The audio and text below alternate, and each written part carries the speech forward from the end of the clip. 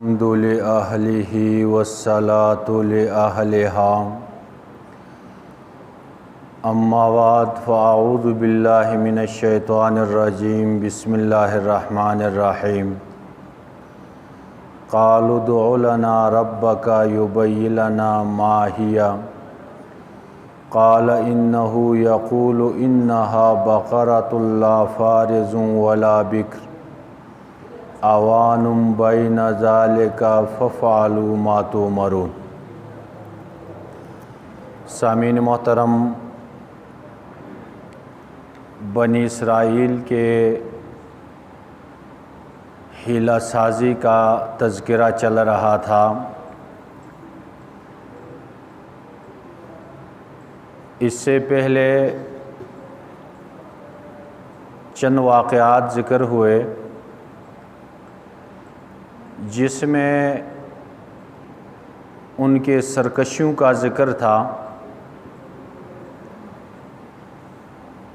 اور اسی طرح اللہ رب العزت کے احکام کو توڑنے کے لیے وہ حیلہ سازی کرتے تھے۔ جیسے کہ واقعہ بقرہ میں گائے کے واقعے میں بھی انہوں نے ٹال مٹول کر دی، اپنے لیے مشکلات پیدا کی۔ اللہ رب العزت نے حکم دیا تھا کہ ایک گائے یا بیل ذبح کرو۔ اب یہ حکم کیوں دیا تھا کہ ان لوگوں کے دلوں میں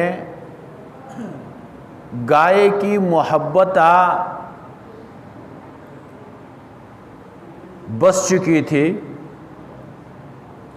تو اللہ رب العزت ان سے گائے ذبح کرا کے وہ محبت ختم کرنا چاہتے تھے۔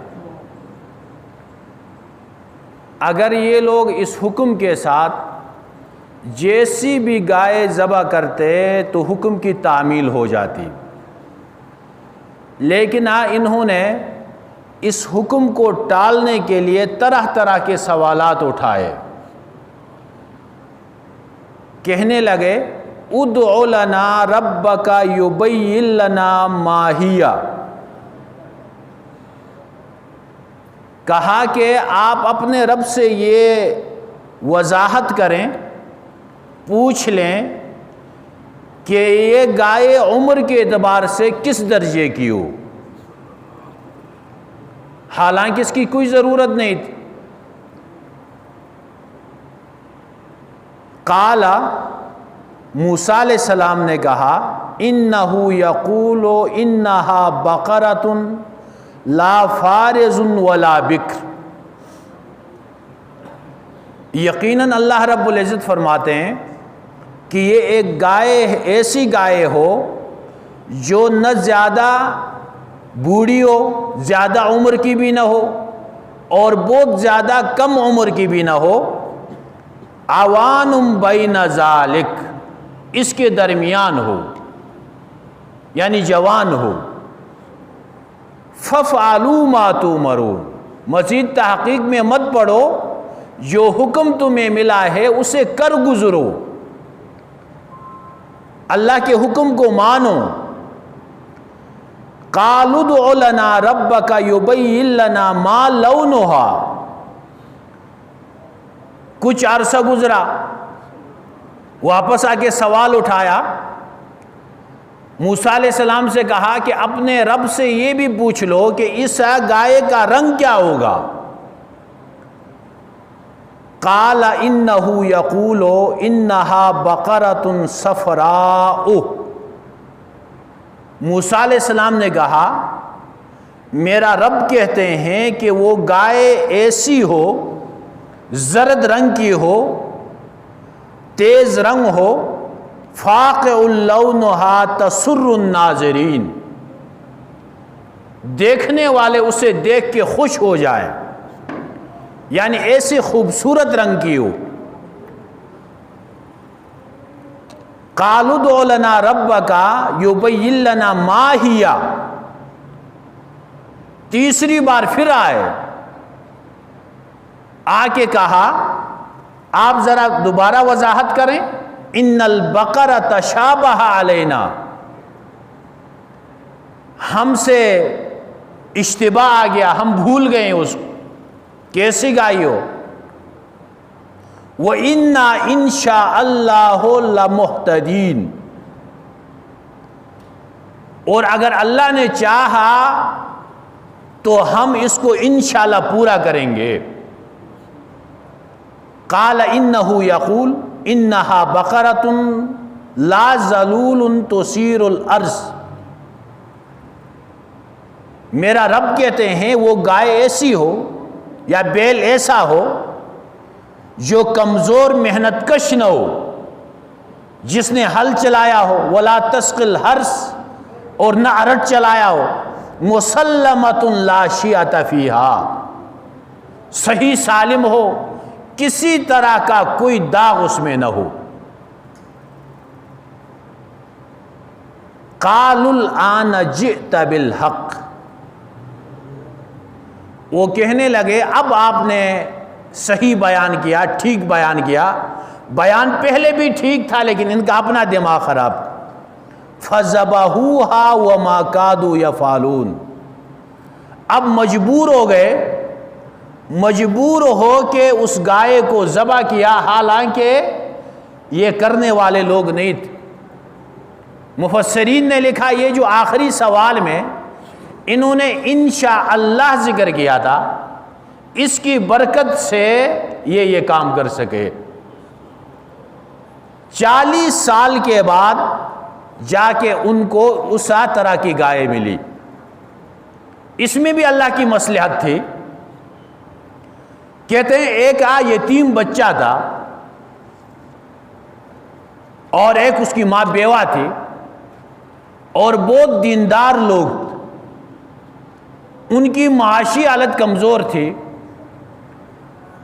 اور یہ جو شرائط بیان کیے گئی یہ سارے شرائط موجود تھے، ایک گائے ان کے پاس تھی، اور وہ لڑکا اتنا اپنے والدہ کا فرما بردار تھا۔ تفسیر عزیزی میں لکھا ہے، کہتے ہیں فرشتے اس کے پاس آئے انسانی شکل میں، کہنے لگے یہ گائے اگر آپ بیچنا چاہے تو 2 درہم ہم آپ کو دیں گے۔ اس نے کہا میں اپنے والدہ سے مشورہ کرتا ہوں۔ والدہ کے پاس گیا تو والدہ نے کہا نہیں 2 درہم میں نہیں بیچنا ہے، واپس آ کے انکار کیا۔ انہوں نے کہا کہ ہم 3 درہم دیں گے، یعنی جو اس کی قیمت بنتی تھی اس سے کئی گنا زیادہ بتایا۔ اس بچے نے جا کے دوبارہ والدہ سے پوچھا کہ بہت زیادہ دے رہے ہیں، کہا میں دینا نہیں چاہتی ہوں، نہیں دینا۔ تو والدہ کی بات بھی اس نے مان لی تھی، تو اللہ رب العزت نے اس کے لیے یہ ذریعہ بنایا۔ آخر میں انہوں نے کہا تھا جو فرشتے تھے کہ دیکھو یہ گائے بہت زیادہ قیمتی ہے اور جتنا آپ بولیں گے اتنی قیمت آپ کو مل سکتی ہے۔ اب بنی اسرائیل ڈھونڈتے ڈھونڈتے آئے اس گائے کے تلاش میں، جا کے اس یتیم بچے کے گائے کو دیکھا کہ اس میں وہ تمام شرائط پائے جا رہے ہیں۔ قیمت پوچھی تو اس نے کہا اس کے برابر، اس کے وزن کے برابر اگر مجھے سونا دیا جائے تب دوں گا، ویسے نہیں دیتا۔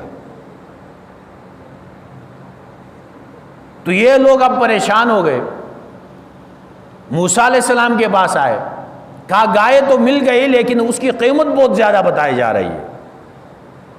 اس بچے کو بلایا، موسیٰ علیہ السلام نے پوچھا کہ اتنی مہنگی کیوں دے رہے ہیں؟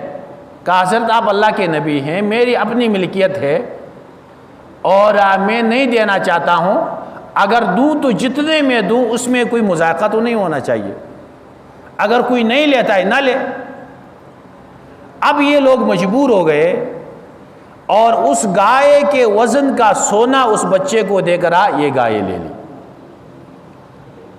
تو ان کے ہیلے بہانوں سے انہوں نے اپنے لیے وہ مشکلات بنا دی، حالانکہ سادہ سا حکم تھا، اگر ابتدا ہی سے جیسے بھی گائے ہو اگر اس کو ذبح کرتے تو بات ختم تھی، لیکن اپنے اوپر خود انہوں نے وہ بوجھ ڈالا۔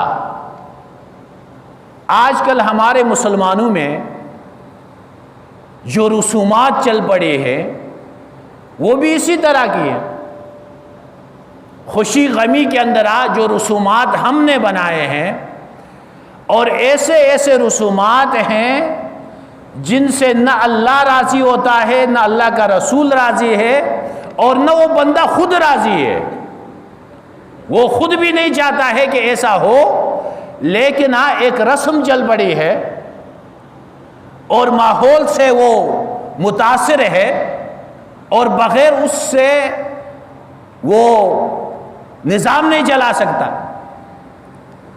مثال کے طور پر شادی پہ ہم نے جہیز کی جو رسم بنائی ہے، شریعت میں اس کا کوئی تصور نہیں ہے۔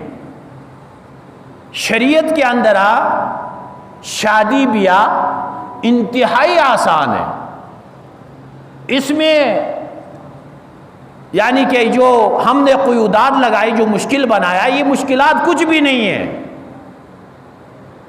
نکاح اور شادی میں 5 کام ہیں بس، 2 اس کے فرض ہیں اور 2 سنت ہیں، 1 واجب ہے۔ فرض یہ ہے کہ ایجاب اور قبول کیا جائے، میں نے دیا، میں نے لیا، ایک فرض ہے۔ 2 گواہ کا ہونا فرض ہے، اور مسنون اس کے نکاح سے پہلے خطبہ پڑھنا ہے، اور نکاح کے بعد کوئی میٹھی چیز کھجور اور چھوارے وغیرہ، مٹھائی وغیرہ تقسیم کرنا، یہ مسنون ہے، مستحب ہے۔ اور مہر واجب ہے، مہر دینا واجب ہے، اور مہر کی اقل مقدار وہ 10 درہم کی ہے، کم از کم شرعاً جو مہر معتبر ہے وہ 10 درہم ہے، اور 10 درہم کی مقدار آج کل کے حساب سے تقریباً یہ 3 تولہ بنتا ہے۔ 3 تولہ چاندی یہ مہر بن سکتا ہے۔ تو یہ انتہائی آسان ہے، لیکن ہماری پوری زندگی گزر جاتی ہے اسی فکر میں کہ بچی کی شادی کرانی ہے، بچے کی شادی کرانی ہے، وہ پوری زندگی کی محنت ایک دن میں اس کو لٹا دیتے، ختم کر دیتے۔ تو یہ سب کے سب اپنے طرف سے بنائے گئے رسومات۔ اب نکاح سے پہلے رشتہ مانگنے کے لیے جب جاتے ہیں، منو کے حساب سے مٹھائی لے جاتے ہیں۔ نکاح سے پہلے وہ مٹھائی لے جائیں گے، پھر نکاح میں لے جائیں گے، اور پھر اس کے بعد شادی کی تاریخ طے کرنے کے لیے ایک تقریب ہوگی، حالانکہ ایسا کچھ بھی نہیں ہے۔ اور لڑکی کے گھر میں دعوت ہونا یہ شرعاً ثابت نہیں ہے، اور ایسا کرنا ایک گناہ بھی ہے۔ یہ جو جہیز وغیرہ ہے، ہماری جتنی رسومات ہیں یہ سب کے سب ہندو سے آئی ہوئی ہے۔ جہیز یہ ہندوانہ رسم ہے، بارات کا جانا یہ بھی ہندوانہ ہے۔